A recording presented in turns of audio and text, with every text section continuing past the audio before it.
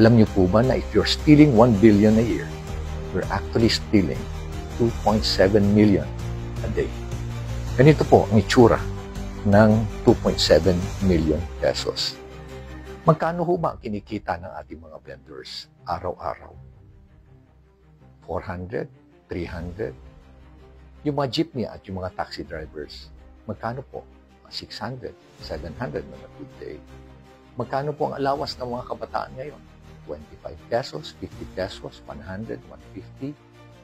At paano naman po ang ating mga sundalo na ang kanilang allowance para sa kanilang araw-araw na pagkain nasa 350 pesos lang at nakikipaggera pa po yan ngayon.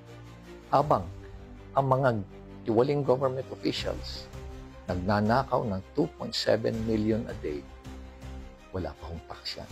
Nung nakarang araw, nakita po natin ang mga perang nakapatong po sa mga lamesa during congressional hearings. Para malaman po kayo at magkaroon kayo ng idea kung gaano po ang halaga nito. Sa 1 million, ganyan po ang itsura niya. Sa 5 million pesos, ito naman po ang itsura niya. At ang 10 milyong piso, ito naman po ang itsura. At ano naman ang dimension ng 1 billion piso? Pag in-stack mo ang 1,000 peso bills, 5 feet by 5 feet by 4 feet. At dito po malinaw ang ating paninindigan. Walang puwang ang katiwalian. Walang puwang ang pag-aaksaya. Ang pera ng bayan ay dapat gamitin ng may malasakit at pananagutan.